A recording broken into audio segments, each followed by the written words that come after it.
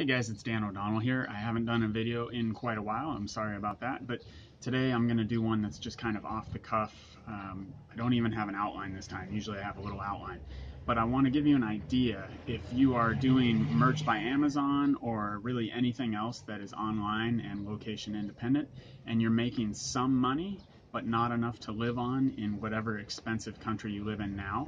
I'm American. And I was in this position about 4 years ago where I had about $300 a month coming in, or sometimes more like $200, $250, and that was cool. You know, that was all, for me it was AdSense, so people clicking ads on my website. And it was great to have a few $100s coming in, but it wasn't enough for me to live on. So let me see if I can brighten this up. I look like I'm in the witness protection program right now. Nope, okay, whatever. So I was making a few $100 a month, but my life cost, you know, somewhere over $1,000, like maybe $1,500. I got my expenses down a lot. I went from living in a 3-bedroom house by myself to then renting a room that was about a third of what I'd been paying. You know, I rented out my house and I moved into a room in my neighbor's house, which was almost the identical house, and cut my expenses on housing from like $1,400 down to $450, maybe $500 with utilities. And then I ended up living in my flea market, and there was a room in the basement, so I lived there for free. But still, I only had about $300 coming in online, so I couldn't live on that. But the more I thought about it, I had, at the time I was running a flea market business, which took up just about all of my time, and I only had a little bit of time and energy left to put towards my online stuff. So it didn't grow very quickly. You know, it was kind of stagnating, it kind of hit a plateau. So the more I thought about it, the more I thought, I don't want to live in the basement of my flea market in a cold place anymore. I would like to live in the tropics, and I'd visited Thailand a lot in the past, so I thought, you know, if I go to Thailand, I know I can live cheap over there. It's easy to live on $1,000 or less in Thailand. Up in a place like Chiang Mai, where I lived in the beginning, you can live off of less than that. Like 700 is not hard to do at all, 700 US dollars a month. So, and that includes everything. I'm talking, you know, meals, renting a motorcycle, your room, and all of that. So I decided if I had some savings, I had $15,000 at the time, and if I was careful with that savings, and I had my $300 a month coming in anyway, if I just moved to Thailand, I would initially be losing about, you know, $400 or $500 a month just on living expenses. But I made the guesstimate that if I had all the time that I didn't have back in my home country to put towards working online and figuring things out, that probably I could figure out a way to increase that income much more quickly, and hopefully before I ran out of my savings, which was $15,000. But if you do the math, if I'm losing $500 a month, it's going to take quite a while to eat through that $15,000, right? That's 30 months. So what is that, 2.5 years? So I had a long time to figure it out, along what they call runway in business, right? The cash in the bank would last me 2.5 years, and I was pretty confident I could figure something out. So the reason I'm telling you this, and the reason I'm making this video, it's not because you necessarily care exactly what I did, but I'm sure a few of you are out there right now, probably some of you doing merch by Amazon, or maybe you're selling things on FBA, you know, private labeler. Maybe you're teaching English online. That's really common. That didn't exist when I was getting started, or at least it wasn't common back then. But you might have a couple hundred, $300, $500, maybe even $700, $1,000 a month coming in, but you live in an expensive place. And whether it's Western Europe or, you know, the west coast of the US where I lived, or whatever, you may be in a position right now, without even knowing it, to just live somewhere else and have your current income actually cover all your living expenses, so you can dump whatever job is taking up most of your time and energy.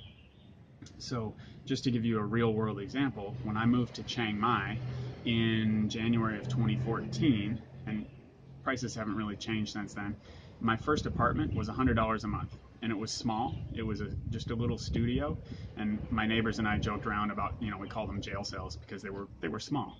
How small? Probably, what, maybe 12 feet wide by 20 feet long or something. So, you know, like, including the bathroom, it was probably like 250 square feet or something. It was like a dorm room.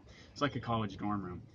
But it was in a cool neighborhood with lots of food and everything, and that was $100 a month plus a tiny bit for my electric bill, which is basically air conditioning.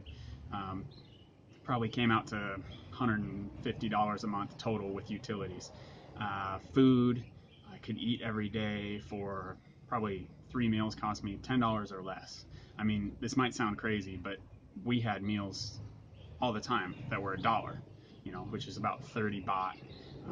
35 baht meals. If you get an egg, it might be 35 or 40. I mean, if you're in America right now, it sounds crazy, but it's actually good food for $1. And if you spend $3, $4, $5, you can get a very good meal. Bigger portions, fresher, whatever, organic, whatever it is you like. And this is in Chiang Mai. I now live down in Phuket, and that's my house right there. It's a little more expensive down here because I'm in a very desirable area called Kata Beach. But that house, it's, you can kind of get the idea. It's a small 1-bedroom bungalow, and that is about $600 a month right now is what I'm paying, which by Thailand standards is actually quite expensive. But I'm less than a mile from the beach where I go surfing, and there's beach volleyball down there, and Phuket is like a worldwide well-known tourist destination, so that's why it's more expensive. But I got cleaner air down here. Chiang Mai does have a burning season, so if you're going to Chiang Mai, check that out. But I voted for cleaner air, beach, surfing, volleyball, and less traffic. That's basically why I'm here. It also doesn't get quite as hot as Chiang Mai does. But Chiang Mai is amazing for networking with other digital nomads.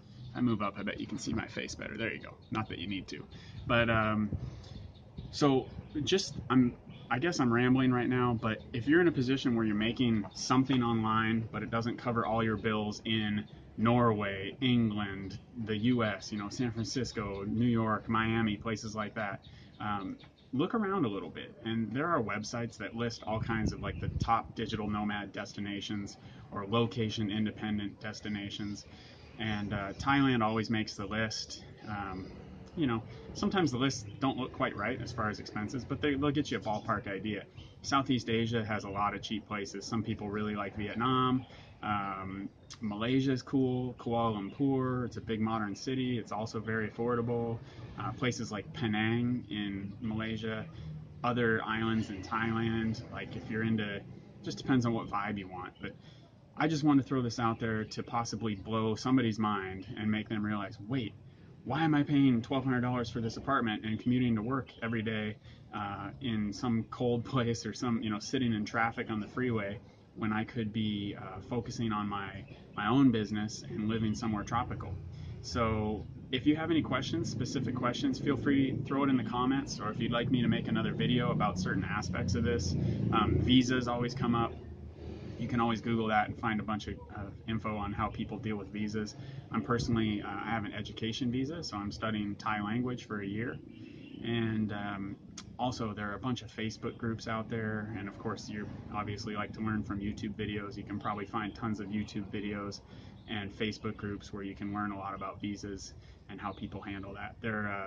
I run a group called the Chiang Mai Digital Nomads Facebook group. So if you are interested in going to Chiang Mai specifically, definitely jump in there and you'll learn about everything from where to rent a motorbike to where to eat, where to make photocopies, what co-working spaces are best, and all that stuff. So anyway, I hope this is helpful. I really hope like 1 or 2 people at least watch this and it really plants a seed that you could totally change your life tomorrow, which is what I did in 2014 after probably 10 years of thinking about it. So anyway, good luck you guys. Comment anything you want me to respond to you about, and thanks for watching.